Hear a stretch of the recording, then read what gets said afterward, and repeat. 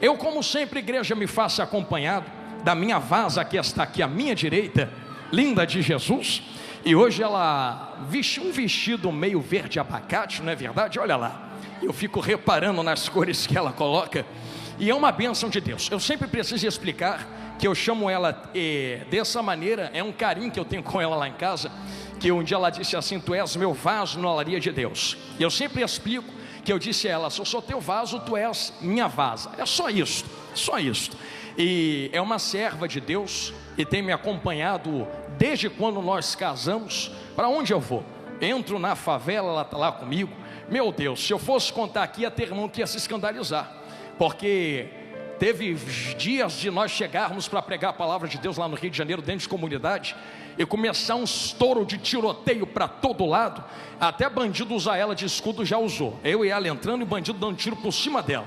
Mas são as coisas que a gente passa para pregar o evangelho, e glória a Deus por isso. Então ela me acompanha, entra na comunidade, vai para o meio da roça, e sempre dando glória com esse sorriso lindo e que Deus colocou no coração dela e no rosto dela. Então Deus abençoe, tu és uma bênção, glória a Deus, e grande é o vosso galardão nos céus. Evangelho de Cristo segundo escreveu Lucas, capítulo de número 12. Aleluia, Deus é bom e a sua misericórdia dura para sempre. Verso de número 45, igreja.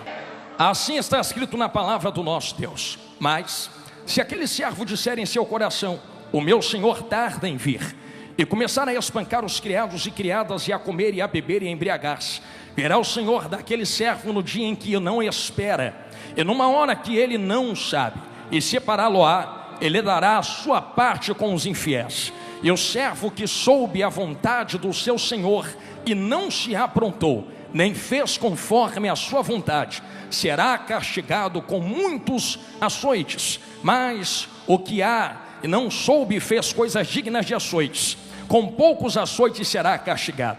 E a qualquer que for muito dado, muito também lhe será cobrado. Ao que muito se lhe confiou, muito mais se lhe pedirá. Amém, igreja? Tome seu assento em nome de Jesus. Aleluia. Isto. Se acomode nos seus lugares e me encara bem dentro dos meus olhos. Eu tenho uma mensagem da parte do meu Senhor para entregar ao Brasil e aos gideões missionários esse ano, neste dia chamado hoje. Estava eu em conferência com o nosso mestre, em oração, pedindo há meses atrás a direção daquilo que deveria lhes entregar. E o Espírito Santo foi muito enfático em vos direcionar uma palavra acerca da disposição do tema que entregou ao servo de Deus. Essa chama não pode se apagar. E é sobre isso que o Espírito Santo quer direcionar cada coração aqui disposto esta noite, que nos acompanha pela internet e que está aqui na nave da igreja. Eu tenho certeza que todos vocês conhecem que Cristo se comunicava muitas vezes por parábolas, e fazia isto porque entendia que a limitação da mentalidade humana talvez não alcançasse a dimensão dos segredos e dos mistérios espirituais. É por isso que várias vezes ele vai simplificar a dimensão de tudo aquilo que Deus é, em palavras tão simples que, por serem simples, talvez nos escapem alguns detalhes, mas são exatamente nas suas simplicidades que a palavra de Deus nos apresenta as suas maiores profundidades. E é exatamente dentro deste contexto que em Lucas capítulo de número 12, Jesus começa a apresentar uma ampla visão do que é o reino de Deus.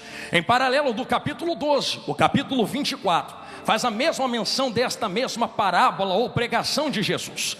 E quando nós pulamos ao capítulo 24, nós estamos caindo dentro de uma pregação escatológica do mestre. Quando você começa a ler o capítulo 24, do verso 1 até o verso 14, você vai ver Jesus dizendo aquilo que havia de acontecer antes do fim chegar. É exatamente neste grupo de versículos que a igreja vai identificar, por exemplo, o esfriamento do amor, as guerras, os rumores de guerras, as perseguições, o levante de falsos profetas. Mas Jesus sempre vai dizer: não se preocupem, porque ainda não é o fim, denotando que esses sinais são necessários para que a igreja possa identificar a proximidade do arrebatamento. Então que fique claro nesse começo de mensagem, até o versículo 14 já está acontecendo na nossa época. E se você for fazer um paralelo, por exemplo, com tudo que sai na mídia, você vai encontrar guerras, rumores de guerras, perseguições. E eu quero parar nesse exato ponto em específico, as perseguições. Eu estou vendo uma multidão de milhares de pessoas aqui dentro do pavilhão dos Gideões Missionários 2026, sentados para serem alimentados pela palavra de Deus. E a pergunta que eu vos faço nesta introdução de mensagem, enquanto vocês estão aqui dançando na presença de Deus, pulando, marchando, dando lugar, quem é que entrou por aquelas portas para fuzilar vocês? Quem é que entrou naquela porta ali para arrancar a cabeça de vocês fora? Quem é que entrou ali para fazer como na Nigéria, que milhares de cristãos estão sendo assassinados? Quem é que entrou ali como na Coreia do Norte para jogar dentro de prisão e torturar? Quem é que entrou ali como em certos países da África para poder fazer aquela maldade que tu sabe qual é com as mulheres? Quem é que entrou ali para prender só porque tu está falando de Jesus, como em alguns países da América Latina? Quem é que entrou ali que, como no Oriente Médio, dispara e descarrega uma AK-47 só porque gritou Jesus? Vocês entendem que tem lugares na terra nesse exato momento que tem gente sendo fuzilada e o sangue escorrendo no chão só porque está dando glória a Deus que tu pode dar aqui dentro. É por isso, pastor Gilmar, que quando eu entro na presença de Deus, eu não meço o tamanho do glória e do aleluia que outros dão, e nem eu mesmo dou. Eu sei o que a igreja está passando na terra. Outros queriam estar sentados no teu lugar e não pode, mas tu pode estar sentado aqui.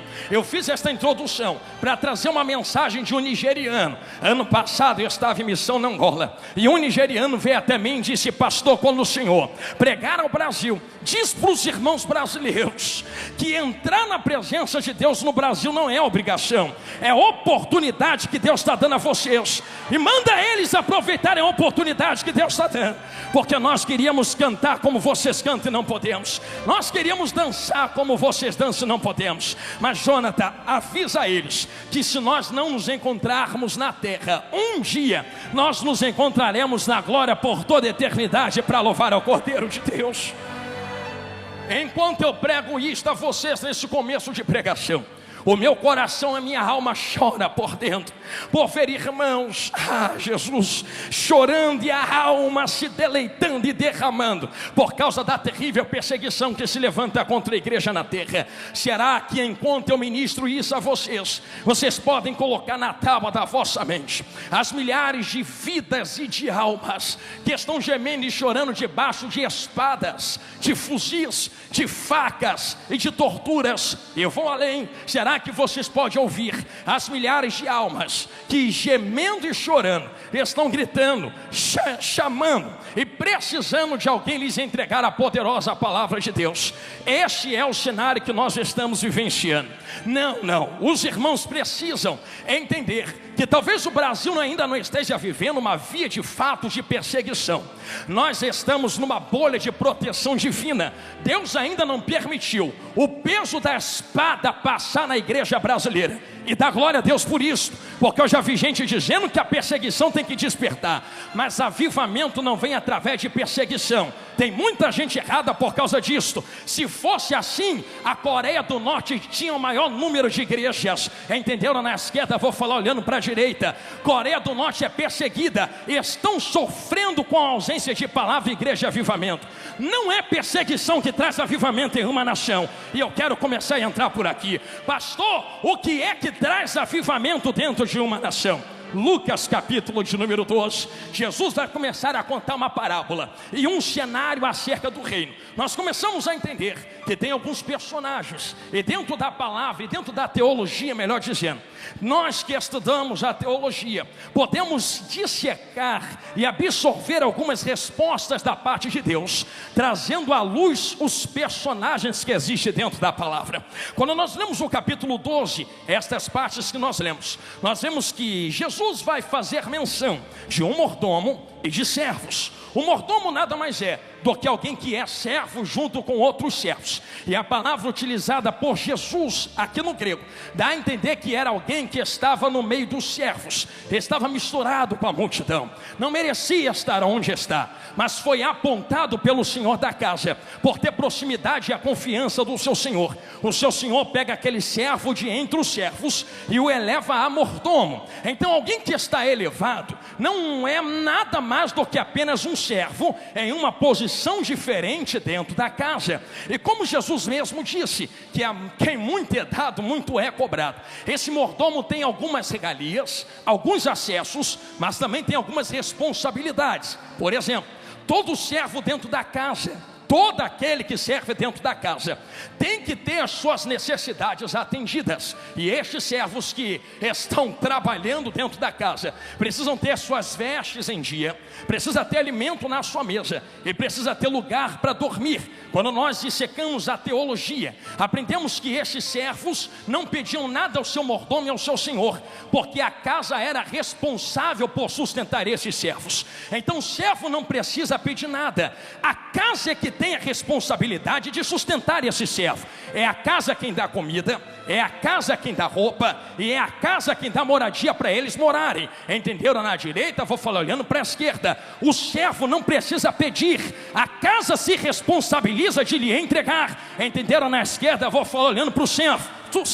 O servo que é servo não precisa pedir, a casa tem o dever de se responsabilizar pela estrutura do servo. O servo não pede, porque a casa da comida, a casa da moradia e a casa da roupagem. Agora olha que engraçado, que do meio desses servos, ele escolhe um como mordomo. Esse mordomo ainda é servo, então mordomo também não pede, porque o mordomo também é sustentado, mordomo também tem comida, mordomo também tem moradia. Só que o mordomo tem acesso a outras coisas que os servos não têm.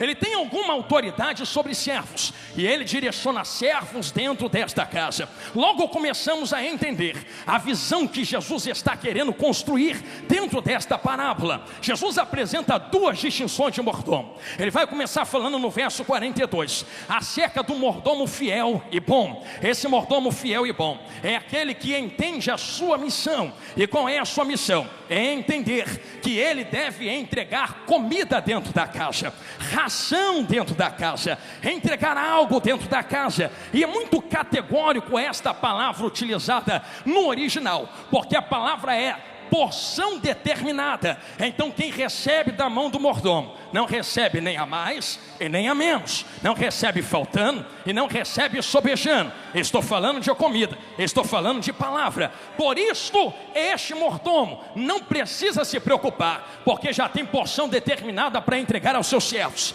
Parênteses aberto àquilo que Deus ardeu no meu coração.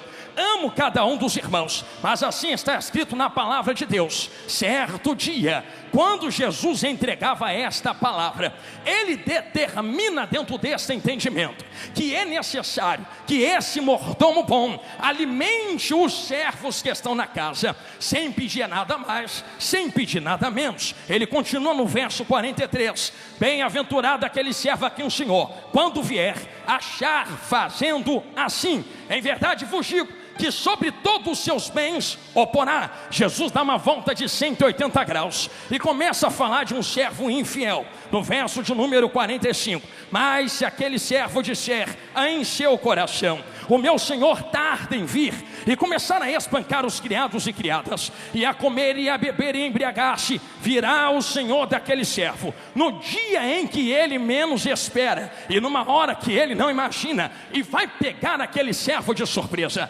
Aqui existem algumas lições que Jesus passa dentro da parábola. Ele começa apresentando o fato de haver fartura dentro da casa, porque logo no verso seguinte é quando nós lemos no 45, aquele servo infiel come, ele bebe, embriaga-se, ele farta-se, e não há problema em ter fartura dentro da casa. O problema é a fartura cegar o entendimento missionário daqueles que estão entregando a comida. Repito, o problema não é haver fartura dentro da casa, o problema é a fartura cegar o entendimento do propósito missionário daqueles que entregam a comida. A obra geme enquanto este servo não apresenta aquilo que lhe foi dado a apresentar. Você não vê em nenhum momento da mensagem, ou da palavra, melhor dizendo, que enquanto o servo não entrega aquilo que lhe foi determinado, o Senhor não se apresenta. Esse Senhor tem data, hora, dia determinado para se apresentar. Nisto aqui é um perigo terrível,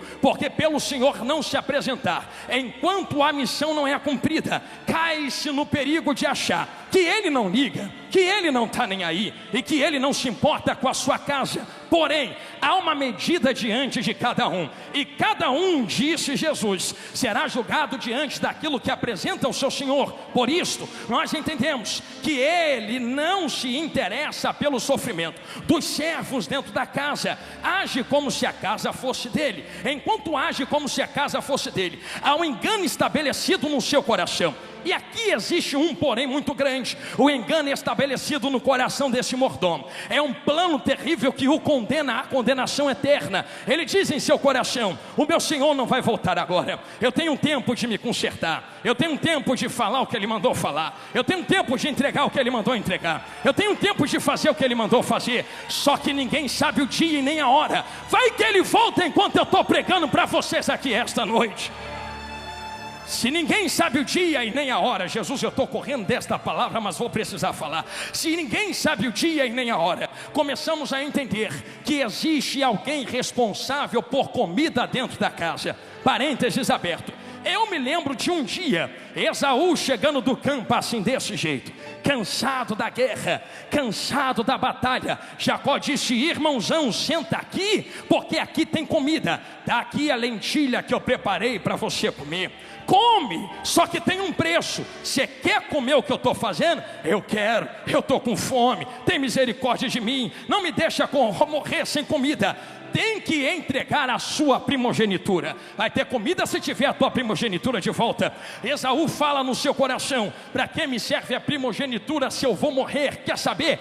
Leva a primogenitura e me dá a lentilha. Diz o texto, vai doer, mas vai curar. Te amo. Que quando Jacó vai oferecer lentilha, ele coloca a lentilha e puxa pão e entrega o pão. Meu Deus, por que não deu o pão antes? Por que está dando depois o pão de já ter negociado a lentilha? Entende que Jacó preparou o guisado, Jacó preparou a lentilha, mas o texto não diz que foi ele quem preparou o pão. Se não fui eu quem preparei o pão, eu não tenho direito de negociar o pão. Eu vou repetir isso aqui. Se eu preparei a lentilha, negocia a lentilha, bota preço na lentilha, bota preço no que tu prepara. Pão não fui eu quem preparei, porque não fui eu quem fui para a cruz, não fui eu quem desci na terra, não fui eu quem me entreguei para salvar a humanidade.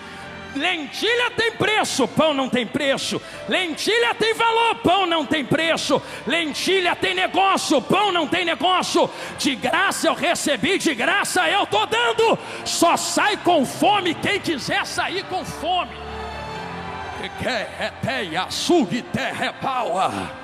Não. Jacó está responsável pela lentilha e pelo pão dentro da casa. Ele bota preço naquilo que ele faz, não pode botar preço naquilo que ele não fez, não criou. Não é dele. Se não é dele, não se pode negociar pão dentro da casa. Será que você pode me ajudar a pregar nesse começo de pregação? Nem precisa pegar na mão de quem está do seu lado, só dá uma catucada assim de cotovelo e diz: não negocia pão dentro da casa. Diga: o pão não é teu. Diga: o pão é o pão vivo que desceu do céu. A palavra não é tua.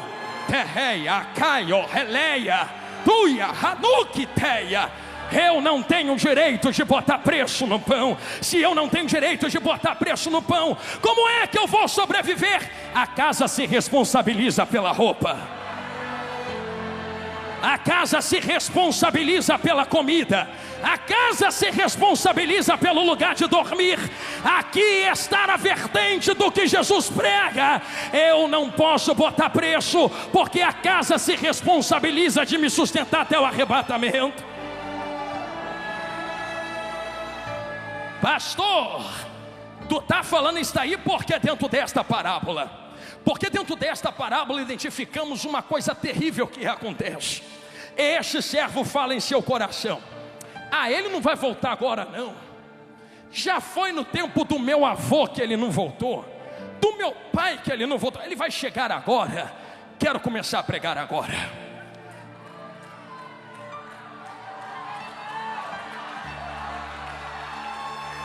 Me cobre, Jesus. O maior perigo de quem está dentro da casa é perder o foco do motivo de estarmos aqui reunidos. Porque o servo infiel mantém foco em coisas terrenas. É comida, é bebida, é satisfação de desejos próprios. Só que o servo fiel entende: eu tenho uma missão, e a minha missão é alimentar quem tem fome. A minha missão é sustentar quem está trabalhando na casa. A minha missão é sustentar quem tem projeto de Deus na vida. Se existem esses dois direcionamentos dentro da palavra, o direcionamento e o perigo desse servo infiel é começar a colocar o foco em coisas terrenas. E aqui está uma das maiores identidades do século atual. Pastor, qual é a identidade do século atual? Que existe algo aceso dentro da casa que estava se apagando. O que é que estava se apagando? Estava se apagando a esperança do arrebatamento e da volta de Jesus grandão da Galileia. Ele vai voltar a qualquer hora, qualquer dia ele chega, qualquer hora ele vem, e não percebem que vivendo dissolutamente estão a um ponto e a um fio de cair na mão do seu Senhor. Eu sei que se tu cair na mão do diabo, Deus te livra. Eu sei que se tu cair na mão de homens, Deus te livra. Cai na mão do teu Senhor para ver quem é que te livra.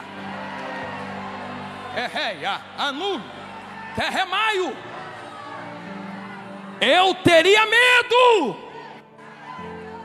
de viver com foco na terra, sabendo que a qualquer momento a trombeta pode tocar só para mim e eu encontrar com a eternidade. Que é que tu tem para apresentar na tua mão diante do seu Senhor? A eternidade está diante de nós. E o cabresto fino desta mensagem: vocês têm 50, 40, 30 anos, 70, 80. Fala para mim quanto tempo dura uma eternidade. Vai trocar uma eternidade com Deus por causa de 80 anos? Estou sentindo Jesus falar na minha boca. Pensa que quem está no inferno agora está dormindo para sempre? Teologicamente aprendemos e pela Bíblia discernimos que o que dorme é a carne, é o corpo. Mas foi Jesus quem falou, vai reclamar com ele, que quem estava no inferno gritava: me deixa voltar, para avisar quem está vivo o que é que o Senhor faz com quem não te serve fielmente. Sabe o que aquele servo ouve, ou aquele homem ouve alguém dizer a ele: se preocupa não vai voltar ninguém dos mortos para avisar o que tem aqui. Já tem Moisés magrinho pregando para ele. Se quiser, ouve os profetas, missionários e pastores do reino. Keleia, Hanui, Tekeleia, Santo Reva. Estamos diante da eternidade. A eternidade bate na nossa porta. E o maior foco que não podemos perder dentro do texto é deixar o fogo se apagar, o fogo da esperança, do arrebatamento do Senhor. Eu não disse isto aqui de propósito. Eu trouxe vocês por esse caminho para vocês entenderem que a esperança é acesa, e não é acesa por homens. A esperança sempre é acesa pelo Senhor nosso Deus. Parênteses aberto, para engrossar o caldo que eu estou falando, e a gente entra de cabeça naquilo que Jesus está gritando aqui no meu ouvido. Lembra Levítico capítulo de número 6? Existe uma vertente diretória e teológica acerca de como o fogo é conduzido dentro da casa do Senhor. Quem acende fogo não são homens. Quem acende fogo na Bíblia é Deus que está no trono. A Bíblia diz que diante de Deus saiu um fogo, e aquele fogo lambe o altar. Agora eu estou vendo todo mundo me olhando de olho arregalado. Você tem mão direita assim para levantar? Então faz esse exercício comigo. Levantou. Repita comigo: quem acende fogo é Deus. Agora bate a mão no peito assim e diz: quem mantém aceso sou eu. Deus não vai descer na terra para manter fogo aceso. Ele já mandou fogo. Se responsabilize quem está na terra, porque a casa está na tua mão, a casa está na tua mão, a casa está na tua mão. O fogo na casa só apaga se você deixar apagar. Eu tenho um recado. Qual recado, pastor? Se tem fogo aceso dentro do tabernáculo, do templo, entenda como quiser, esse fogo foi aceso pelo próprio Deus. Mas Levítico capítulo de número 6 determina que o sacerdote se levante, coloque lenha no altar e se troque todas as manhãs, retire a cinza do altar para fora, limpe o altar para que possa o fogo pegar, e quando esse fogo pega, consome tudo que está em cima do altar. Repare que quem acende fogo é Deus e quem mantém aceso o fogo é homens. Sim, aí você começa a entender a chamada de Samuel. Estou voltando e cortando para Lucas 12. Por que Deus chama Samuel? Será que Deus chama Samuel porque cansou de quem estava na frente da casa? Não. Será que Deus chama Samuel porque não foi com a cara de quem estava na frente da casa? Não. Tem um motivo específico para Deus levantar Samuelzinho do meio dos servos e da multidão e o chamar no meio da noite. Você lembra? Samuel, Samuel. Foi a primeira vez? Não fui eu. Samuel, Samuel. Vai de novo? Não fui eu. Vai de novo? Não fui eu. Quando esta voz te chamar, abre a boca e diz: fala que o teu servo, opa, voltei no Lucas 12, alguém percebeu? Fala que o teu servo, está ouvindo? Ele não se dirige a alguém que está acima, ele se dirige diretamente ao servo. Me cansei do que está acontecendo na terra, vou passar a vassoura, vou entrar com espada, vou entrar de madeira. Samuel, diz aí que eu estou chegando. Sabe o que acontece? Eu sei porque Deus está levantando o Samuelzinho na terra.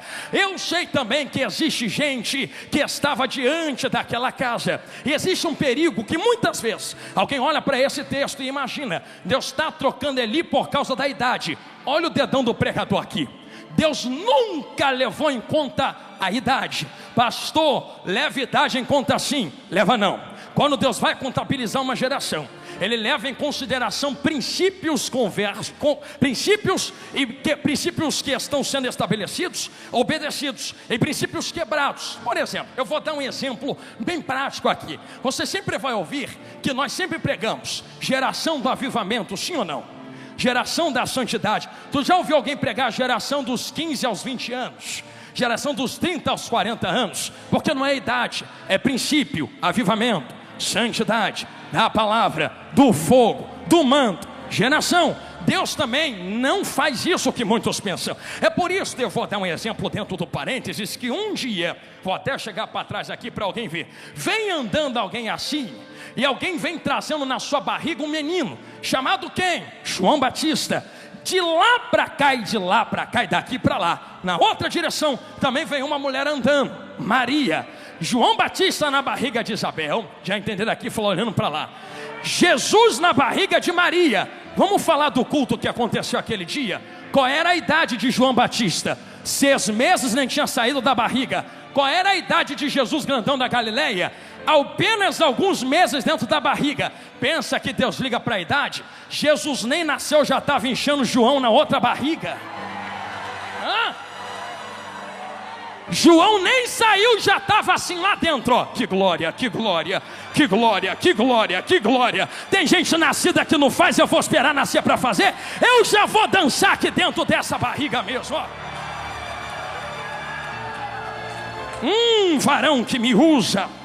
Deus não olha para a idade, Deus olha para princípios mantidos. É por isso que Deus está chamando Samuel. E entendemos que se Deus não leva a idade em conta, mas princípios em uma geração, entendemos que Deus não está descendo e vai doer, mas vai curar.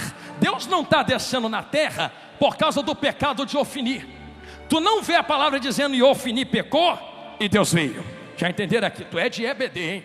Tu não vê escrito na Bíblia, e Finéias pecou, e Deus veio. Mas peraí, pastor, era adultério, era roubo da oferta de Deus, era fornicação na porta do templo. E Deus não veio. Deus não desce em pecado alheio, porque só se apresenta onde é invocado. Você acha que quem está pecando está invocando Deus? Mas, porém, contudo, todavia, entretanto, antes que a lâmpada se apagasse. Vou engatar a segunda agora. Deus desce na terra e fala: não, agora já é demais. Eu não venho no teu pecado. Quiser pecar, peca. Quiser adulterar, adultera. Quiser roubar, rouba. Mas não toca no fogo, não toca no fogo, não toca no fogo, não toca no fogo. O fogo não pode se apagar. O fogo não pode se apagar. É porque não toca no fogo. Porque quem acendeu o fogo não é quem está na terra. Quem acendeu o fogo é quem está sentado no... Ele se responsabiliza pelo fogo que acende na terra. E se tiver que trocar uma geração inteira para manter o fogo aceso, Ele vai trocar uma geração inteira, mas o fogo não vai se apagar. Não vai. Não vai. Pastor, porque não pode se apagar? Vem comigo para dentro da Bíblia. Não se apaga, porque esse fogo tem nome, tem presença. Eu sei que nós identificamos fogo como Espírito Santo, mas dentro da Bíblia, Espírito Santo é óleo, é azeite. Fogo é a glória de Deus. E você vai ver vários exemplos disso dentro da Bíblia, mas não vou enfadar os irmãos. Entende-se que o candelabro estava aceso porque tem azeite dentro. Se tem óleo, sustenta fogo em cima. Quando você vê Atos capítulo 2, você entende que houve um vento que entra, como o som de um vento impetuoso. Quando o Espírito entra, o óleo desce. O Espírito Santo, representado pelo óleo no candelabro, somente depois é que tu vê línguas repartidas como de fogo. Então, se não tem óleo, não tem fogo. Se não tem óleo, não tem fogo. Se não tem Espírito Santo, não adianta nada. Pode falar bonito, pode cantar bonito, pode fazer o que for. Se não tem o Espírito Santo, se não tem o óleo, não vai ter fogo. Fogo é sustentado por óleo. Glória é sustentada pela presença do Espírito Santo de Deus.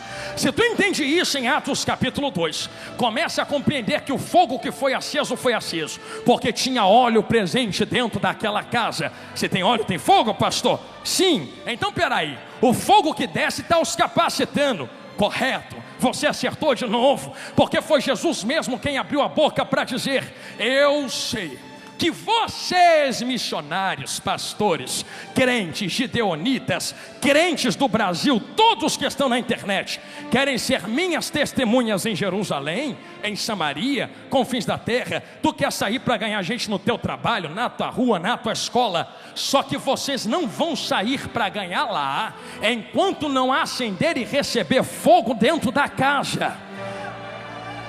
Percebam que Deus faz uma conexão de ganhar almas com fogo aceso. Se o fogo está aceso, vai ter almas. Se o fogo apaga, não tem almas. A chama missionária pode ser convertida à chama do Espírito Santo e da glória de Deus. Não se ganha almas, e me permita dizer isto de maneira escancarada, com estratégias humanas, elas ajudam, mas o que ganha e mantém uma alma firme na presença de Deus é o óleo, fogo e pão. Óleo, fogo e pão. Óleo, fogo e pão. Será que o Gideões pode repetir isso nesse começo de mensagem comigo? Diga: óleo, fogo e pão. Nenhuma dessas coisas são minhas, mas temos a responsabilidade de cuidar do óleo, do fogo e do pão. O fogo não pode apagar, o óleo não pode faltar, e o pão não pode ser negociado. Se tem óleo, se tem fogo, se tem pão, tem chama missionária. Se tem chama missionária, tem alma, tem o reino, tem o Brasil inteiro nos pés de Jesus. Você pode confirmar isto comigo dizendo glória a Deus? Preciso seguir dentro deste texto. Se entendemos que existem algumas particularidades dentro da presença de Deus, agora eu me pego olhando para Lucas capítulo 12 e vendo o grande perigo do texto. Alguém estava dentro da casa, vivendo como se fala no Rio de Janeiro, a moda lá Bangu. O que é a moda lá Bangu? Do jeito que faz tá bom, do jeito que é tá bom, estou me preocupando com o meu umbigo, e os outros que se quiserem caçem alguma coisa para fazer, não entendendo que ele foi levantado para conservar o pão, o óleo e o fogo. Pensam vós que a maior coisa e o maior perigo, que pode acontecer em uma casa, em uma igreja, é perder o foco da urgência do arrebatamento. Agora eu quero entrar de cabeça, porque uma das maiores estratégias do diabo, já foi o tempo de diabo arrancar gente de dentro da igreja. Eu vou chutar esse crente para fora, eu vou arrancar esse crente da igreja. Já foi tempo. É mais lucrativo manter dentro da casa. Entenderam aqui? Vou falar olhando para lá.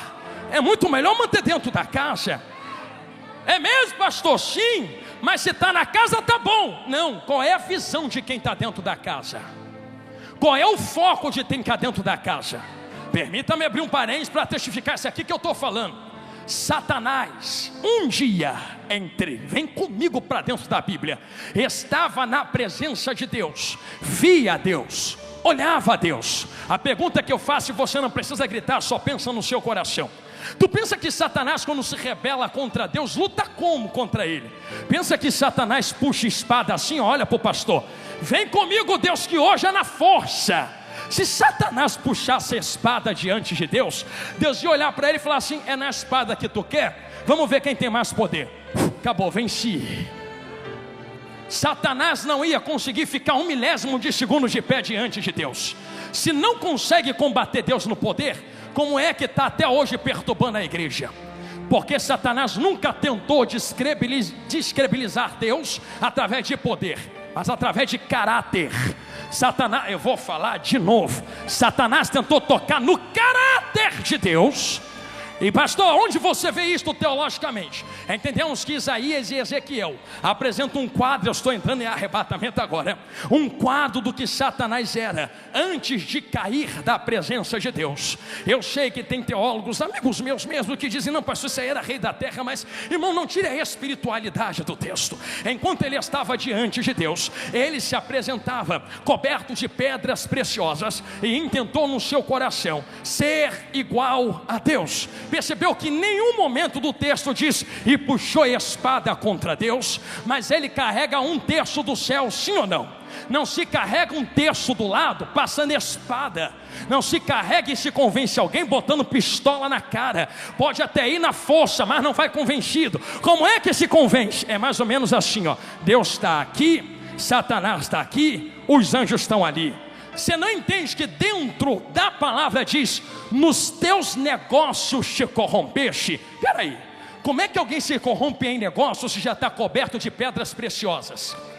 Não está negociando ouro, não está negociando prata, não está negociando pedras preciosas, está negociando influência. E os negócios deles são mais ou menos assim: quero dividir o reino porque eu quero ser igual a ele. Cola do meu lado que a gente consegue ser igual a ele. Sai da placa dele e vem para a minha, cola aqui. Entenderam? Vou falar de novo. Aí vai no outro. Você não acha que é muito poder na mão de um só, não? Você não acha que é muita autoridade para um ficar mandando e todo mundo ficar obedecendo, não? Mas não entende que a casa de Deus funciona assim. Isso aqui não é democracia, que tu vota e escolhe. Isso aqui é reino, tem um rei que manda. Senti Jesus na minha boca. Por isso Satanás tenta dividir mais ou menos. Cola comigo, cola comigo, cola comigo. 1/3 do céu se rebela contra o nosso Senhor Deus. Eu vou fazer uma pergunta para entrar de cabeça no arrebatamento. Ele usou espada? Não. Usou o que, pastor? Lábia, palavras. Vou falar de novo, estou chegando em Lucas 12 de volta. Palavras. Não se corrompe alguém que está diante de Deus com espada. Se não, já percebeu que é vir contra mim? Se não dá para mudar Deus que está sentado no trono, eu mudo a visão de quem serve a Ele. Jesus me cobre. Se não dá para mudar a glória dele, eu mudo a visão que tem acerca da glória dele. Agora tudo é pecado. Agora não pode pular, não pode marchar, não pode fazer o avião. Agora não pode falar língua estranha, é pecado. Vamos mudar a visão que estão tendo acerca da glória. Vamos embora apagar esse fogo. Vamos embora destruir esse negócio dentro da casa dele. E como é que a gente vai fazer? Vamos embora usar o pão. Pega a palavra e vem devagarzinho no ouvido. Isso não pode, isso não é, isso não vai, isso não tem, isso não consegue.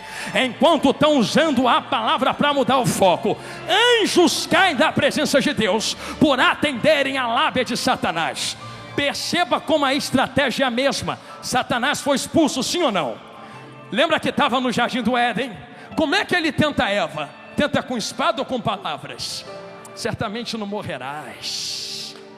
Só que é engraçado, ele pega a palavra que Deus libera. Eu vou falar de novo. Ele pega a palavra que Deus libera e ele começa a conversa assim: o que Deus falou?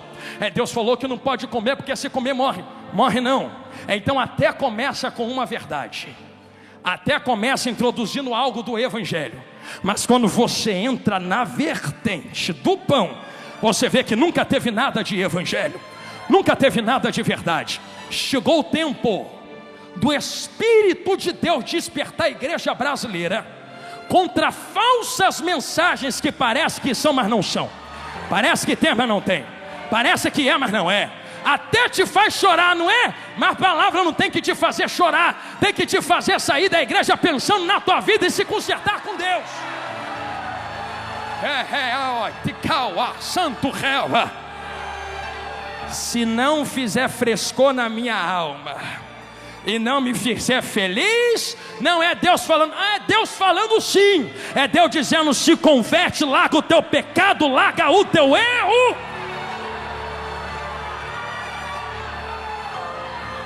Quem dera o Senhor, a nação brasileira entendesse que a palavra do Senhor não tem obrigação de fazer ninguém feliz, pelo contrário, ela faz alguém sair chorando da igreja, pensando na própria vida e dizendo: eu tenho que me consertar, eu tenho que melhorar.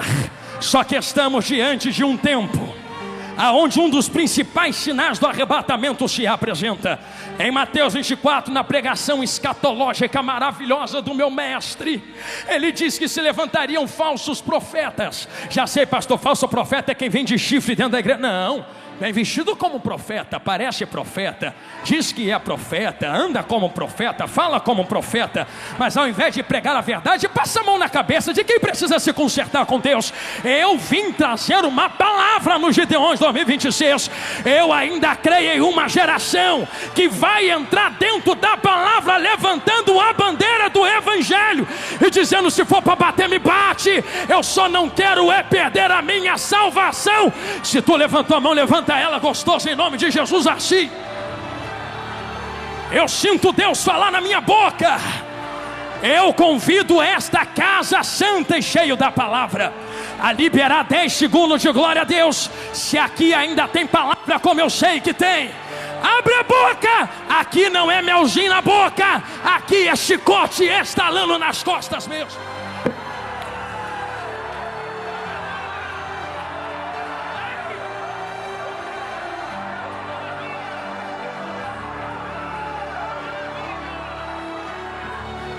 Não vou amolecer a palavra, não vou vender o pão.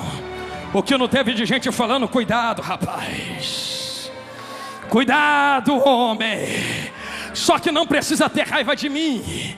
Eu sou só o servo, eu sou só o mordomo. Se quiser reclamar com alguém, pode vir falar comigo, pode vir. Ele diz assim: Jonathan, vem cá no canto. Eu não gostei do gosto da comida, eu não gostei do pão, não gostei da palavra. Não tem problema. Como não fui eu que fiz, esta madrugada ainda, eu vou procurar quem fez em oração. Vou. Eu peço ele para te procurar aonde você estiver, para ele botar o dedo na tua cara e falar: por que não comeu o pão que eu botei diante de ti para tu comer? Só morre de fome se quiser morrer de fome. Mas eis aqui diante de vós o pão vivo que desceu do céu, que é a palavra de Deus.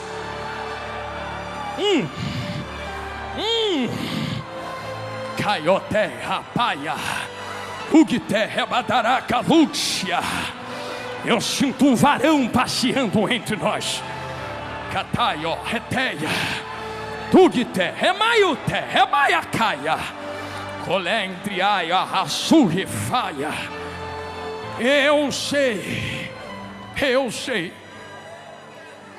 que a verdadeira igreja tem entendido o que tem acontecido no nosso tempo. Um dos principais sinais do arrebatamento não é guerra nem rumor de guerra, não é a fome nem a perseguição, porque Jesus foi categórico em Mateus 24. Ele não disse quando estourar a guerra é o fim, ele não disse quando houver perseguição é o fim. Ele foi claro: quando este evangelho é o pão. A guerra de Satanás nunca foi guerra, rumor de guerra, perseguição, é o pão. Ele está tentando mudar a visão da igreja concernente ao pão. Só que o pão alimenta, e se esse pão ainda é vivo, pensa que a estratégia do diabo mudou? É a mesma que derrubou anjo, é a mesma que derrubou Adão e Eva. Hoje a estratégia é essa. Eu sei que eu vou falar algo aqui que dói mais cura. Ele chegou em anjos, e a ideologia de Satanás para os anjos é: Deus é muito forte para mandar em tu, tu merece carregar o que ele tem, tu pode, tu é, tu vai, tu consegue, tu é o cara, vai no teu eu, vai na tua força. A ideologia do eu derrubou anjos. Chega até Eve: não morrerás, tu serás como Deus, tu, é tu, é sobre tu, é tu que é o cara, é tu que é a mulher, tu é a cocada. Pensa que mudou no dia de hoje? Pregações que dizem tu, não, é você, tá, você é legal, é bonzinho, é serva, mas e Cristo? E o pão? Não é sobre mim, não é sobre mordomos e servos, é sobre o pão vivo alimentando gente dentro da casa. Eu deixo uma orientação à igreja brasileira: rejeitem qualquer manjar ou refeição aonde o pão vivo não seja o centro da mensagem. Rejeitem na cara dura. Se não estiver falando de Cristo, pega a mala e sai, pega a Bíblia e vai embora, vai para onde está falando de Jesus. Não perca a tua alma por ausência de pão dentro desta casa. Entrequeia, ratu, remaia, sando reva. Não morre de fome, não morre de fome, não morre de fome. Vai morrer de fome perto de uma padaria celestial aberta diante de ti. Rejeitem palavras que vêm em vozes mansas, mas não pregam a verdade. Um dia alguém disse para mim: tu grita muito. Eu disse: mas eu grito a verdade. Você gosta de ouvir mentira em voz mansa? Não é melhor gritar uma verdade? Ouve um grito falando que tu precisa de Jesus, senão tu vai para o inferno.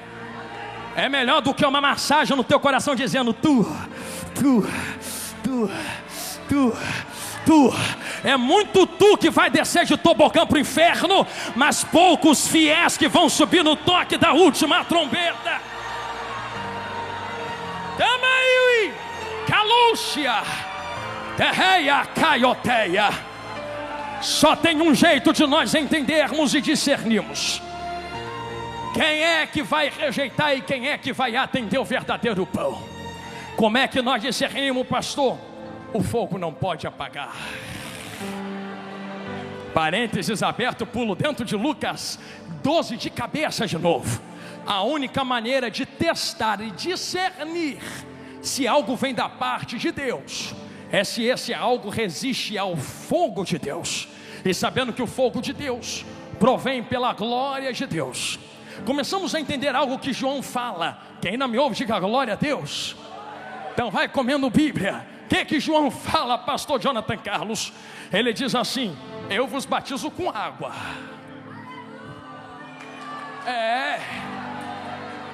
Mas vem um aí atrás de mim, após mim, perdão, que não batiza com água, ele vos batizará com o Espírito Santo. Com fogo. Ele não deu a opção de escolha. Ele não disse escolhe o fogo ou o Espírito Santo. Ele deu os dois. Se ele dá os dois, isso está implícito no original. Por favor, com todo respeito a quem não acredita, mas está muito claro no texto que isto aqui não é fogo do inferno. Isto aqui é fogo que ele entrega para fazer a obra. Pastor, onde está esse fogo? Eu poderia falar de Jeremias, de fogo ardendo nos ossos. Mas permita-me falar da sarça ardente, porque só é destruído no fogo de Deus quem não é do fogo. Vou falar de novo. Só é destruído no fogo de Deus aquilo que não é fogo, não provém do fogo, não nasceu do fogo. Agora o que é fogo junto com fogo é conservado com fogo. Quer ver? Sarça está ardendo, é ou não é? Mas está queimando e destruindo? Não, porque fogo conserva aquilo que é dele. Quando eu olho para os gideões missionários, eu vejo sarças ardendo no fogo. Está pegando fogo, mas o fogo não destrói as sarças. É isso que é acender fogo. E esse fogo que está aceso é a única coisa, cheguei aonde Jesus está gritando, que impede, vamos embora, vem comigo, o anticristo de meter a mão na terra. Eu acredito firmemente. Eu não posso dar se ele já nasceu, se ele já está vivo. Mas a Bíblia nos induz a pensar que existem pequenos anticristos, sim ou não? Se existem pequenos anticristos que se fazem anticristo, então muitas pessoas se fazem como anticristo. E quando nós lemos Lucas capítulo 12, nós vemos a ideia do que é. Pessoas que usam o que Deus entrega em próprio bel prazer. E quando você percebe a lábia existente dentro do texto, assim como Satanás usa a lábia para derrubar anjos, para derrubar Adão e Eva, para tentar derrubar Jesus dentro do deserto, você percebe que quem tem autoridade de lábia, de falar e de induzir servos, está se corrompendo no texto. Logo se faz um pequeno anticristo.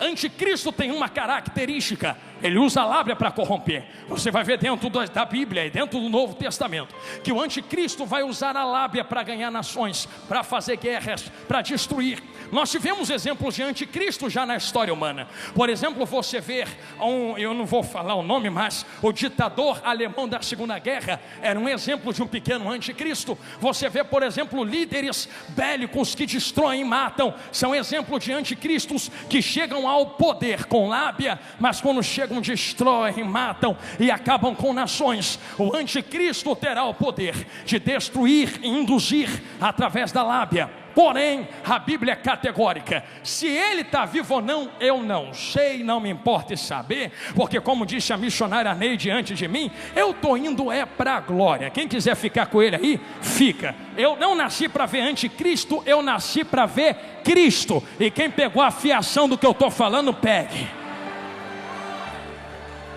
Ai, Jesus, não manda falar isso não. Se nós nascemos para ver Cristo, então nós entendemos que existe algo que resiste ao anticristo na terra. O que resiste ao anticristo na terra? Está na Bíblia. Ainda existe um que resiste ao homem da maldade. Quem é esse um que resiste? Ah, pastor, é a igreja. Não, não é a igreja. Ah, pastor, é a unção que está em nós. Não, não é a unção que está em tu. Já sei, pastor, é o nosso poder bélico financeiro. Não, não é o poder bélico financeiro. O que ainda resiste é o que desceu em Atos capítulo de número 2. E da maneira que ele desceu, ele não voltou para o céu. Um recado a quem me olha de olho arregalado no meio desta mensagem: o que desceu em Atos 2 ainda não voltou para a glória. Quer dizer que tu não precisa ficar pedindo para ele descer aqui dentro. Ele já desceu há 2000 anos atrás e ainda não foi embora. E para quem deu glória gostoso a ele, é isto que está resistindo ao homem da maldade. Agora tu entende porque a igreja é perseguida. Não persegue porque vocês estão crescendo muito. Não te persegue no trabalho porque não foi com a tua cara. É que tu carrega algo que resiste à lábia da maldade, que resiste à corrupção dentro e fora da casa. Que eu carrego, pastor? Fogo aceso, que é a glória de Deus no óleo do Espírito Santo. A chama não pode se apagar. Se a chama se apagar, ele vai ganhar terreno. Está proibido dele ganhar terreno. E é com pesar que eu digo isto. Em muitas igrejas, em muitas reuniões, ele já tem ganhado terreno porque o fogo se apagou. Não há mais cura, não há mais dons, não há mais profecia, não há mais pregação genuína da palavra. É só eu para a terra, e nunca eu para a glória, preparando-se para encontrar com Cristo. Mas como eu estou pregando para um povo que o fogo ainda está aceso, eu lhes dou um recado esta noite: todo fogo que Deus acende na terra, assim como o tema dos Gideões este ano, o fogo não pode se apagar. Então vamos, todo fogo aceso na terra tem em si responsabilidade em quem carrega. Eu comecei pregando que vocês têm a responsabilidade de manter esse fogo aceso, e isso é verídico. Somos nós quem alimentamos o fogo, somos nós que mantemos a chama missionária acesa, somos nós que levamos a glória de Deus para dentro da floresta, somos nós que levamos a palavra para dentro dos desertos, somos nós quem atravessamos os continentes para declarar a bandeira do Evangelho e a glorificação do nome de Deus aos povos. Somos nós que carregamos a palavra de Deus. Se somos nós que carregamos e nós que levamos esse fogo aceso nos nossos corações, não tem como fazer o que Deus mandou se o fogo se apagar. Por isto a minha retórica hoje se induz em dizer a vós: o arrebatamento está prestes a acontecer, muito perto, muito próximo. E eu termino do meio para o final desta mensagem dizendo que o tempo que vocês estão vivendo e o tempo que este mordomo infiel não conseguia perceber é um tempo muito próximo do toque da última trombeta. Eu não quero ser enfadonho aos irmãos em teologia, mas preciso dizer isso. Lembra de quando Jesus abriu a boca para dizer, para tu entender o tempo que vocês estão vivendo: a geração da figueira não passará sem que estas coisas se cumpram. Alguém disse que a geração da figueira é a geração de Pedro, Tiago e João, mas Jesus não disse isso. Jesus disse: olha para a figueira, porque vocês sabem que quando ela bota os ramos para fora, está próximo o verão. O verão não chegou, porque não tem como discernir a data exata que ele entra, mas você já está sentindo o calor dele chegar. Você está vendo o ambiente mudar porque ele está chegando. Você está vendo as coisas acontecerem ao seu redor porque o calor se aproxima. Figueira tem um nome determinado dentro da Bíblia. A figueira é comumente conhecida como a nação de Israel, pastores e missionários. O que Jesus estava dizendo é: olha para Israel. E pastor Adriano, pastor Gilmar, pastor Abner, meus amigos, nós entendemos que olhar para Israel é como olhar para um relógio de Deus. Jesus estava dizendo: Israel vai entrar no inverno terrível, vai perder as folhas, em outras palavras, vai deixar de ser nação. Eu dei essa volta para chegar aqui em arrebatamento, mas fico olhando para Israel, porque quando botar a folhinha para fora de novo, em outras palavras, quando voltar a ser nação, vocês sabem que eu estou muito perto, muito próximo de vir buscar a minha igreja. E lá se vai Israel. Jesus sobe para a glória, anos 70 chega, Roma invade, dispersa os israelitas, deixa de ser nação. Mas Jesus está do céu, olha para a figueira, olha para a figueira, olha para a figueira. Vai o tempo do Império Romano, Israel não volta a ser nação. Vai o tempo do Império Bizantino, Israel não volta a ser nação. Vai o tempo dos impérios árabes e mamelucos, Israel não volta a ser nação. Os cruzados entram na terra, Israel não volta a ser nação. De repente os islâmicos otomanos entram, Israel não volta a ser nação. Império Britânico entra, Israel ainda não era nação. Até que em 1948, resumindo muito, se senta nas Nações Unidas um grupo de homens, e a retórica era: esse povo sofreu muito. Oswaldo Aranha liderando, brasileiro, é por isso que eu gosto do Brasil, liderando a conferência, disse: vamos determinar a questão dos judeus. Eles estão voltando para aquela terra. O que é que vamos fazer? Divide a terra e dá um pedaço para eles e deixa outro povo no outro pedaço. Eu não sei se tu gosta, ama ou não Israel, também não estou nem aí. Eu sei o que a palavra diz. A palavra diz: quando Israel voltar a ser nação, sabe que a geração desta figueira não passará. Israel voltou a ser nação em 1948. Eu estou proibido pela palavra de marcar dia, de marcar data, de marcar hora. Eu não sei quando ele volta para buscar a gente, para buscar vocês, mas ele mandou medir o calor do verão. Então vou medir o calor do verão. Uma geração que não passará. 1948 a geração começa. Pastor, meu avô já morreu, minha mãe já morreu, todo mundo já morreu, Jesus não voltou. É, uma geração não dura 10 anos dentro da Bíblia. Gostei do sorriso dela. Geração não dura a tua vida dentro da Bíblia. Eu poderia dar vários exemplos, mas um exemplo muito prático, teológico: a geração de Abraão é de entre 100 e 120 anos. Israel de 1948 a 2026 tem mais ou menos 80 anos. Eu acho que de 80 para 100, 120 está bem perto, não é verdade? Vocês estão sentindo o calor do verão. Vocês estão sentindo o calor do verão. Não há mais tempo para negociar pão dentro da casa. Estamos muito perto do toque da última trombeta. Prega que Jesus vai voltar e que a igreja vai subir.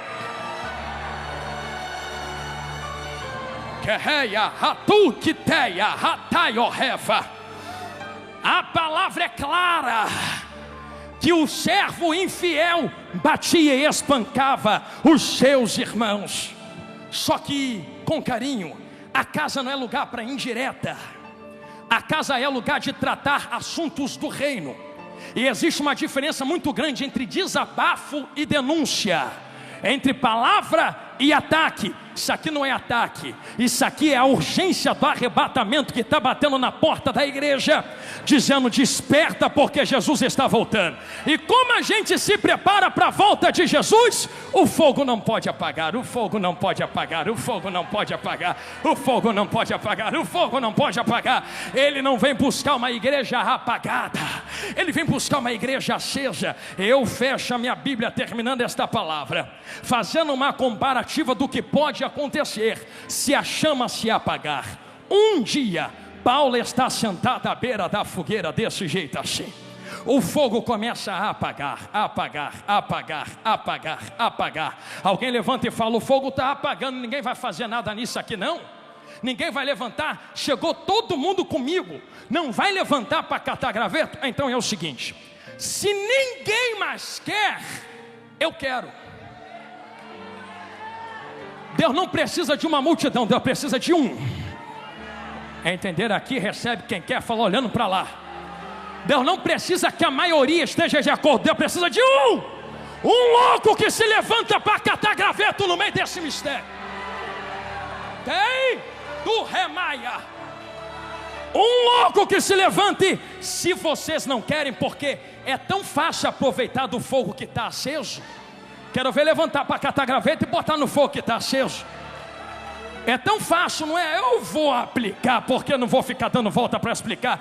É tão fácil falar: vai missionário, adiante missionário, faz a obra missionário. Eu quero ver tu pegar teu gravetinho no teu bolso, botar na mão dele e falar: vai. Mantenha a chama acesa. É tão fácil absorver e sentir o calor do fogo. Paulo se levanta, estou terminando agora, começa a catar graveto desse jeito assim, ó.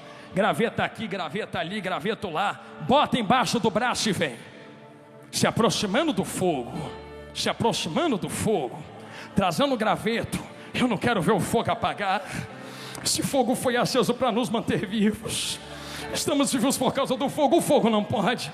Se você não quer, me deixa eu catar os gravetinhos. Se você não vai, me deixa aí, não me impede. Eu só estou tentando manter o fogo aceso para nós 2, para nós 3, para nós 10, para nós 50, para nós 1000. De repente os gravetos começam a vibrar. Mas independente, Paulo está chegando perto do fogo, do fogo, do fogo. Quando ele vai jogar os gravetos, uma víbora se manifesta. Eu não sei quem já viu víbora à noite. Cobra no meio do mato, tu não consegue discernir se é cobra, se é galha, até pisa, não é? Pensa que Paulo pegou, ela está inserida entre os gravetos, escondida no ajuntamento, mas no meio do seu esconderijo, porque nunca se esconde fora, sempre se esconde dentro, porque fora já está de cara a tapa para todo mundo ver. Se camufla dentro, se esconde dentro, se pinta dentro, se veste de como quem é dentro, coloca a terno e gravata dentro, bota a saia no pé dentro, carrega a Bíblia dentro, se maqueia dentro, até canta dentro, até prega dentro, está camuflado dentro. E detalhe, enquanto não tiver fogo, vai ter gente camuflada no meio dos gravetos. Se não tiver fogo, vai ter gente igual 007 lá no meio espiando, escondida. Eu sei que graveta aguenta folha, aguenta fogo. Quero ver víbora aguentar calor do fogo. Ih, alguém vai dar glória lá no meio. Quer ver? Jesus me segura, que vontade de pular. Na hora que ele joga os gravetos, a víbora sai do esconderijo. Não! Agarra a mão dele. Um recado a todos os missionários pastores, companheiros de altar, pregadores, ministros, pastores do evangelho. Deus não impede a víbora de nos morder, porque aonde há fogo, pastora Maria Inês, a manifestação de víboras, e o veneno entra, dói. Mas Deus nunca disse que ia impedir mordida de quem é falso. Deus só disse que não ia deixar você morrer. O veneno entra, ele pega aquilo que estava escondido, que é falso, e aqui não, cobra, vai no fogo, balança no meio do fogo, a cobra solta. Alguém vê o veneno entrar e diz: já vi isso antes, vai morrer. Vou pegar o banquinho e sentar, não dou um mês. Não era para ter falado isso, não era para ter cantado isso, não era para ter pregado isso, não era para ter botado fogo na seara. Vai morrer. Um mês, não morreu. 2 meses, ainda está vivo. 3 meses, ainda respira. 5 meses, ainda prega. 10 meses, ainda está na missão. 11 meses, ainda canta. Víbora não mata quem é acostumado com fogo, com fogo, com fogo, com fogo. Levanta a mão e não abaixa. Entrou uma glória aqui dentro. O pavilhão será tomado de fogo do alto agora. Uma coluna de fogo desceu no meio da igreja. Um terremoto de glória vai começar a acontecer nos 4 cantos do pavilhão. Aonde houver alguém que quer fogo missionário, fogo pentecostal, levanta a mão e não abaixa, assim, em nome de Jesus. Assim, 30 segundos e uma nuvem de glória toma conta desta casa. Eu vou contar para te ajudar. 30, 29, 28, 27, 26, 25, olha lá, 24, 23, não vai morrer. 22, tu tem fogo. 21, a chama está acesa. 20, fiel é o que te chamou. 19, tu és servo fiel. 18, a víbora vai morrer assada na churrasqueira de Jeová. 17, falso não vai ficar de pé no meio da seara. 16, Deus conta com os servos fiéis. 15, em menos de 10 segundos. 14, um terremoto de glória começa a acontecer aqui dentro. Quer ver? 13, 12, 11, 10. Uma nuvem de glória já tomou conta do pavilhão. 9, quem quer ser renovado de poder e autoridade. 8, a hora é agora, levanta a mão e abre a boca para adorar. 7, cancela o português e vem no glória, vem na língua estranha. 6,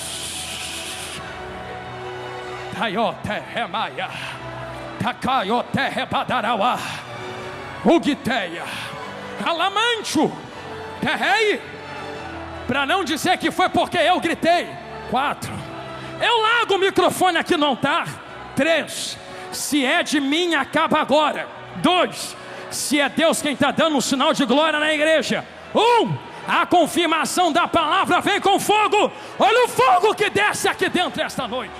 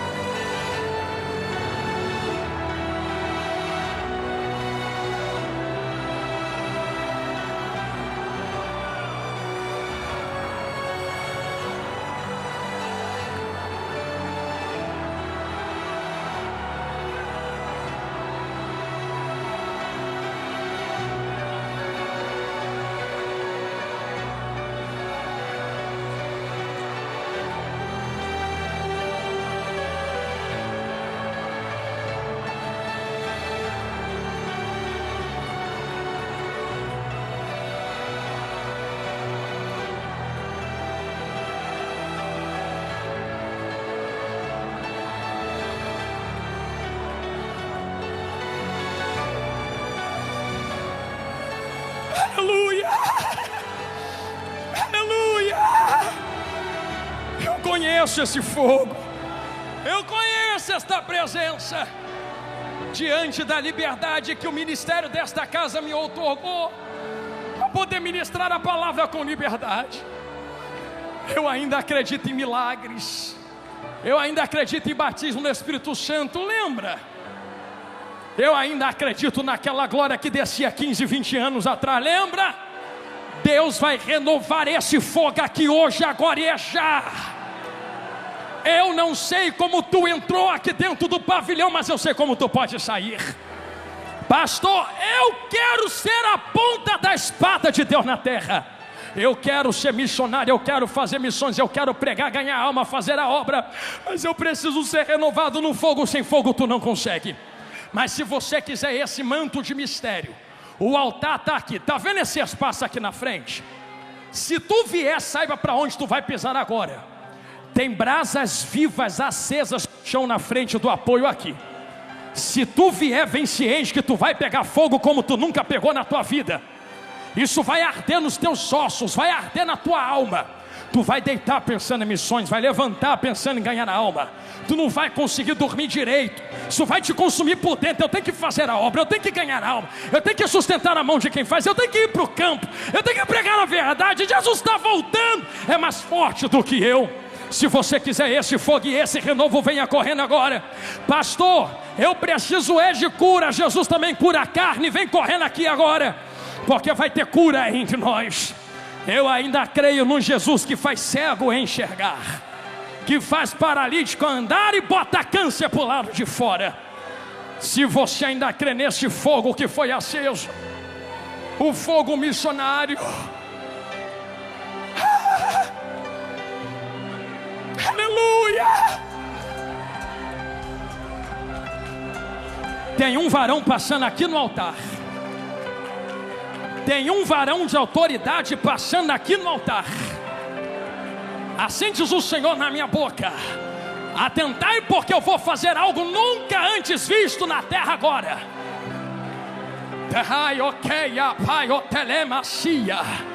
Tem um rolo desenrolado e tem manto de mistério descendo na cabeça de crente.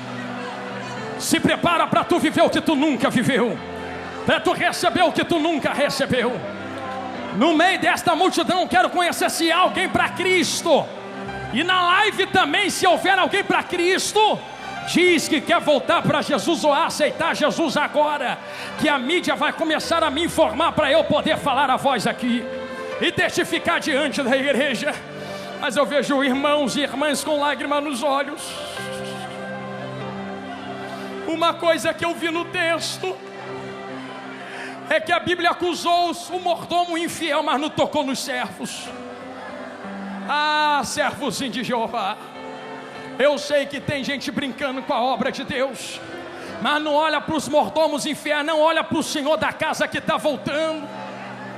Ele está chegando, Ele está voltando. Se houver alguém a Cristo, levante as mãos que eu quero te ver e me dá um aceno que eu quero orar. Tem alguém a Cristo que quer aceitar Jesus ou voltar para Jesus hoje? Eu quero te conhecer. Tem uma alma ali, pastor Gilmar, tem outra ali, tem duas. Aonde, pastor Adriano? A terceira vida, a quarta está aqui também, são 4 vidas agora. Cola com ela aí, minha irmã. A quinta vida está ali, a sexta e a sétima estão lá, estão me apontando, 7 agora. A 8ª vida, onde está? Eu quero lhe conhecer.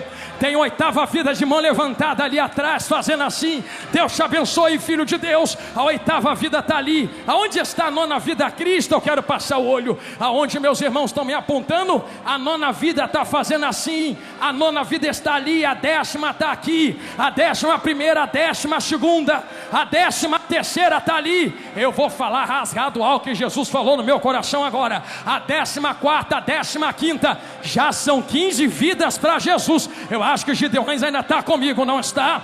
15 vidas para Jesus aqui agora. Não, pastor, mas está de terno e gravata. Tá bom. Pega a tua gravata e apresenta para Jesus na porta do céu, vê se entra. Tem que levantar a mão para Ele dentro da casa. Será que há uma 16ª vida? Eu quero lhe conhecer, preciso orar. Há uma 16ª, a 16ª está aqui à minha direita. A 17ª vida onde está? 17ª vida no corredor da igreja está ali, 17 vidas agora.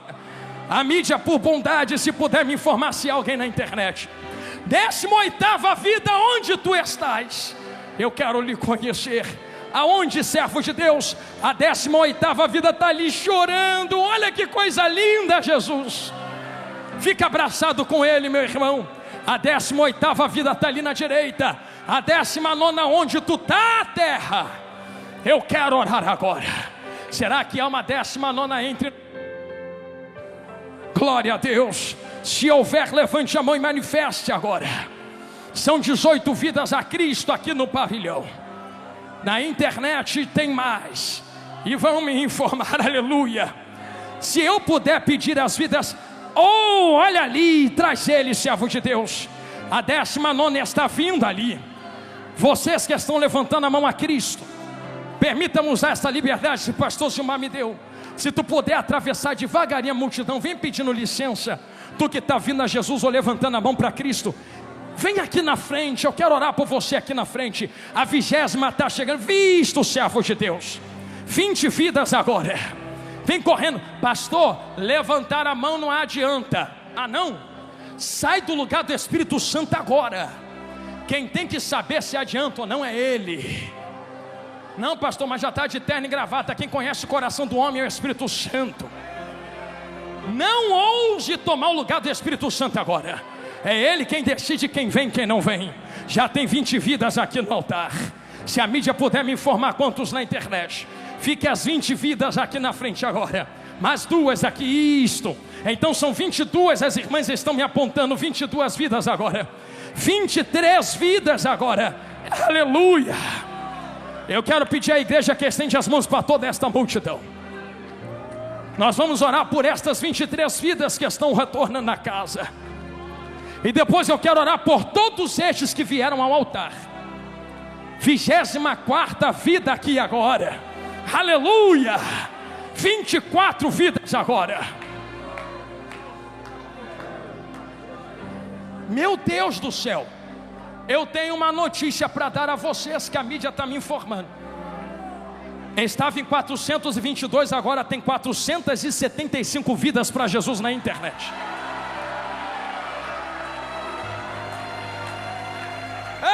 Pastor Gilmar, agora são 515 ali. Vai chegar a 1000. Então são 24 vidas aqui dentro. E mais 515 ali na internet. Eu sinto Jesus nesta mensagem. Agora já são 570 almas pela internet aceitando Jesus. Não, eu vou ficar falando para ver se a igreja entende, pastor. Porque por uma vida tem festa. Imagina por 570 mais 24 aqui agora. Que é da glória, 596. Olha ali, está escrito, não estou inventando. Tu pode filmar, servo de Deus, mostra para eles no telão. 596 vidas a Jesus na internet. E está aumentando. Agora são 625. Eu só vou orar quando Jesus mandar ali. 625, 660 vidas agora. Tinha mais de 20 mil pessoas online assistindo. Foi liberto da cachaça aqui agora. Já botou para fora o que estava prendendo ele. Está tendo milagre aqui dentro da casa. Jesus ainda liberta. E já são 733 almas aceitando Jesus na internet. Quando chegar a 1000 vidas, dê a maior glória que tu puder, para estremecer a terra e envergonhar o diabo. Agora já são 762 vidas. Meu Deus do céu, 814 almas pela internet.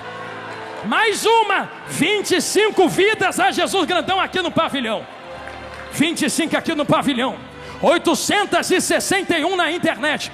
Isto está no telão, quiser olhar, olha. Não estou inventando. Tem milhares de pessoas aceitando Jesus na internet agora. 861 almas a Jesus grandão da Galileia. E mais 25 aqui dentro do pavilhão do Gideões Missionários 2026. Eu vou começar a orar agora. Por 1000. Agora são 949, meu amigo pastor Gilmar Miguel. Com 1000 a gente começa a orar. 982.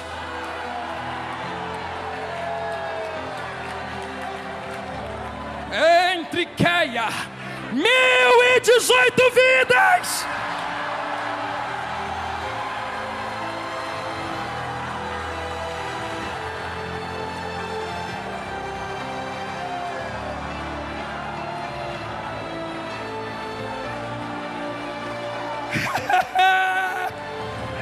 É por isso que eu orei a Ti, Senhor.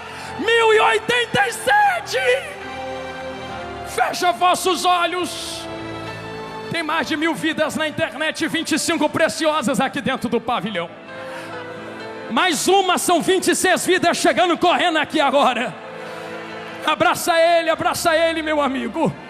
Estende as mãos, igreja, vamos orar por essas 1177 agora. E 26 aqui dentro do pavilhão. Meu Deus, 1206 agora. Aonde, serva de Deus? Mais uma aí? 2. Então 27, 28 vidas aqui dentro do pavilhão. 28 vidas no pavilhão e 1227. Pode deixar, pastor, aleluia. Eu quero pedir que tu estenda as mãos, vamos orar por estas 1270 vidas na internet, por estas 28 vidas aqui no pavilhão. E todos vocês que vieram à frente receber renovo do fogo de Deus. Enquanto eu estiver orando, só glorifique a Deus. Quem estiver doente será curado agora. Aonde tiver caroço será expelido.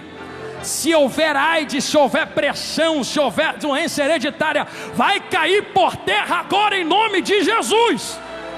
Vocês serão curados. E fogo arderá continuamente sobre o altar e não se apagará. Feche os olhos, Gideões Missionários 2026. Senhor, meu Deus e meu Pai, Pai amado, querido e de bondade, 28 vidas estão se rendendo aqui no pavilhão a Ti. E mais 1400 almas na internet. Senhor, milhares de vidas estão te aceitando como Salvador. Senhor, isto é fruto da mensagem. Senhor, eu quero dar toda a honra e glória a Ti, porque Tu confirma aquilo que Tu coloca diante dos homens. Senhor, eu lhe peço, escreva o nome das 1452 almas na internet e das 28 vidas aqui no pavilhão, no livro da vida. O que passou, passou, ficou para trás. A partir de hoje começa uma nova história. Senhor, eu sei que a partir de agora nunca mais faltará fogo, porque hoje eles são Teus servos e Teus mordomos. Senhor, agora 1485 vidas na internet. Eu coloco cada uma deles e delas nas Tuas mãos. E eu lhe peço, Senhor, pela glória que há no Seu nome, enquanto eu oro, começa a passear com Teu Espírito dentro do pavilhão dos Gideões agora. Isto, 1518 na internet. Senhor, aonde houver alguém doente, toca agora nesta carne, toca agora nos nervos, toca agora nos ossos, toca agora no sangue.